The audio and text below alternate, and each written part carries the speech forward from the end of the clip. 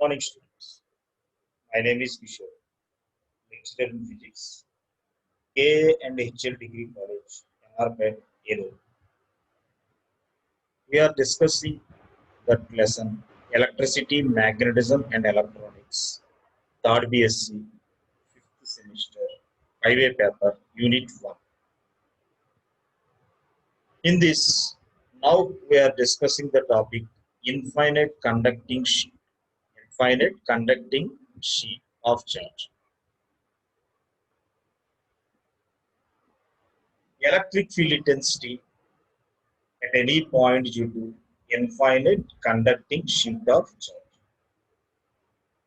Classes electric field intensity due to a point charge తెలుసుకున్నాం gases లా గురించి చెప్పుకున్నాం gases లా applications లో electric field intensity at any point due to uniformly charged sphere అని మనం తెలుసుకున్నాం ఆ uniformly charged spheres లో 3 cases స్టడీ చేసాం charge lies outside the surface, charge lies on the surface, charge lies inside the surface of the sphere.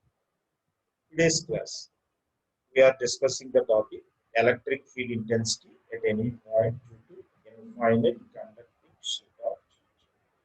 Infinite conducting sheet of charge. Consider a charged infinite conducting sheet of surface charge density C. Consider a charged infinite conducting sheet of surface charge density C.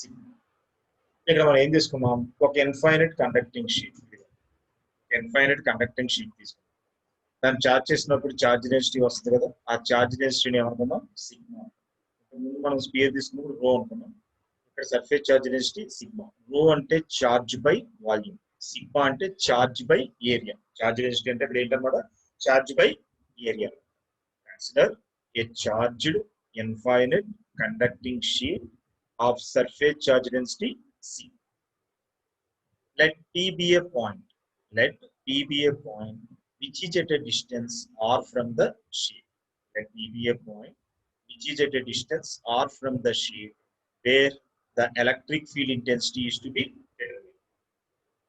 Let P be a point which is at a distance R from the sheet where the electric field intensity is to be determined. First of all, మనం ఏం తీసుకున్నాం ఒక charged infinite sheet తీసుకున్నాం దానికి surface charge sigma అనుకున్నాం P అనే ఒక point తీసుకున్నాం like P be a point which is at distance R ఇది కూడా పి అనే పాయింట్ ఈ షీట్ దగ్గర నుంచి ఎంత డిస్టెన్స్ లో ఉందనుకున్నాం ఇది ఆర్ డిస్టెన్స్ అంటే ఎక్కడి నుంచి ఎక్కడికి మనం ఏమనుకున్నాం ఆర్ డిస్టెన్స్ అనుకున్నాం like P be a point which is at distance R from the sheet ఈ పి దగ్గర మనం ఏం కట్టాలి ఎలక్ట్రిక్ ఫీల్డ్ ఇంటెన్సిటీ ఎంత కట్టాలి where the electric field intensity is to be determined to calculate the electric field intensity at P construct Gaussian cylindrical surface whose circular ends contains point P as shown in the figure. Circular ends and the cylinder goes circular end. Cylinder మనం exam చేసుకున్నాం calculate the electric field intensity at P, construct Gaussian cylindrical surface అంటే ఈ sheet మనం తీసుకుంటే ఈ sheet నుంచి పోతున్నా మనం ఏం చేసాం అన్నమాట ఒక Gaussian cylindrical surface ని మనం ఎగ్జామ్ చేసుకున్నాం Gaussian cylindrical surface.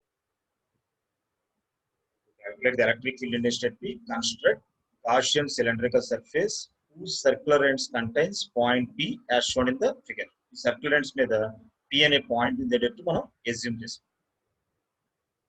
Consider a small element of area ds on the circular ends of the Gaussian cylinder. Consider a small element of area ds on the circular ends of the Gaussian cylinder. అంటే ఇది ఈ circular ends దగ్గర మనం ఏం తీసుకున్నాం DS అనే area ఉన్న small element consider చేసుకున్నాం consider small element of area DS on the circular ends of the Gaussian cylinder.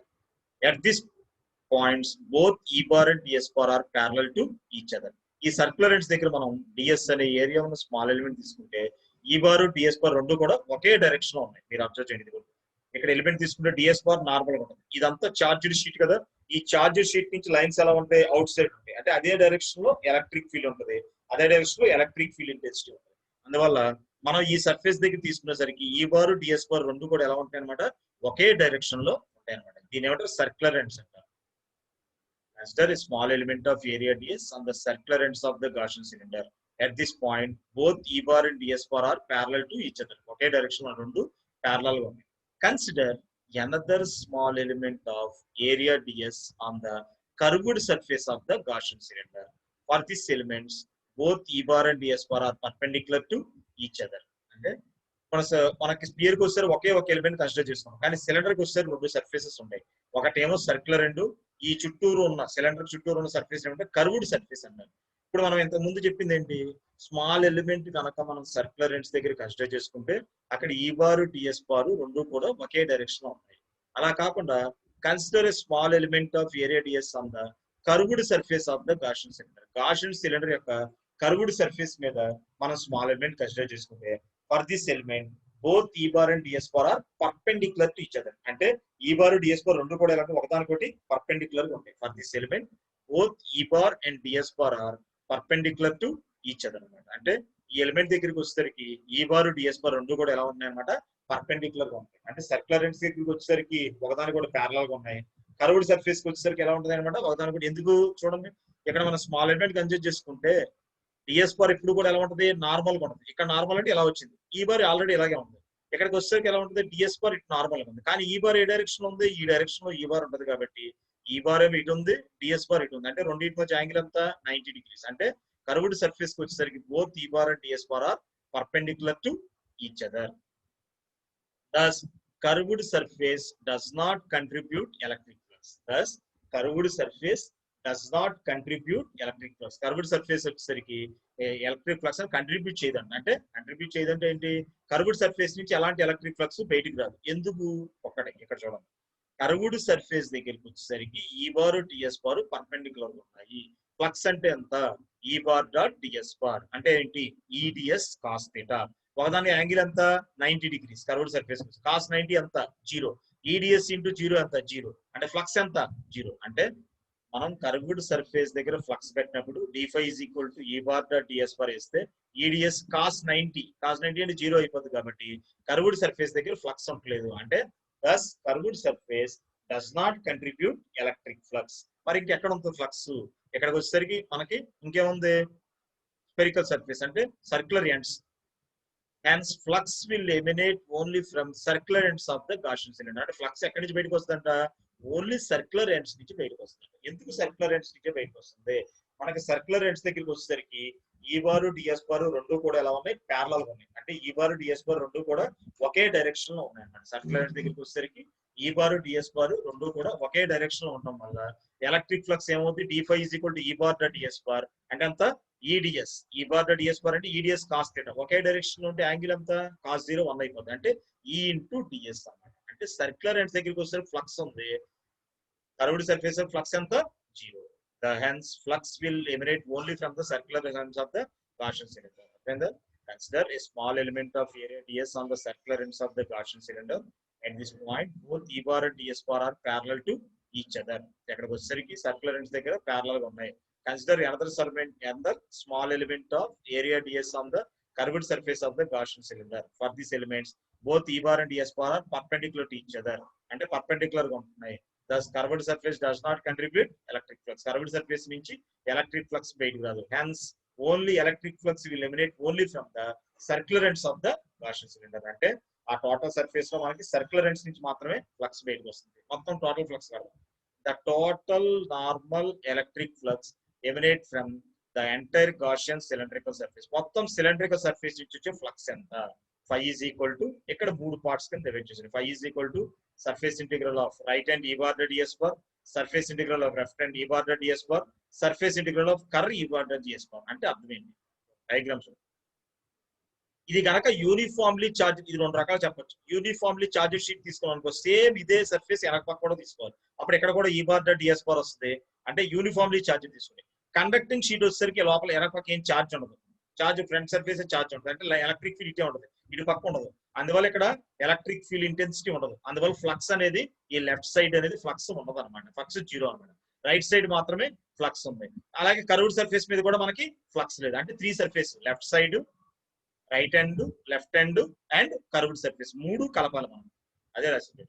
phi is equal to surface integral of right hand E bar dot ds bar plus surface of left hand E bar dot ds bar, curved surface E bar dot ds bar. When the total normal electric flux emanating from the Gaussian cylinder, మొత్తం Gaussian cylinder నుంచి వచ్చే flux ఎంత? phi is equal to surface integral of E bar dot ds bar into the right hand.